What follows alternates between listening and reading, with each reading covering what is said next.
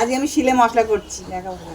এই যে লঙ্কা, আদা, রসুন, আজকে ডিমের কষা করব।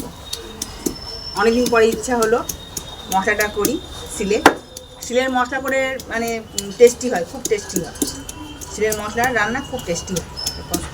বাটা হয়ে এসছে, একটু জোর দিয়ে ঘষতে হবে, তাহলে এটা পিসতে চায় না চট করে। মজা দেখাচ্ছিস, দেখা মশলাটা হয়ে গেছে, বাটা হয়ে গেছে।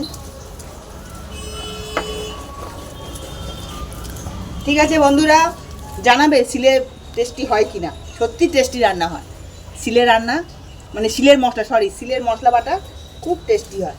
আমার মিক্সিতে একদম ভালো লাগে না, সে ক্যামেরাটা কাদা কাদা হয়ে যায়। এই জন্য আমি শিলে আজকে খুব শখ হচ্ছিলো শিলে বাটি, আর সময় আছে। ঠিক আছে বন্ধু।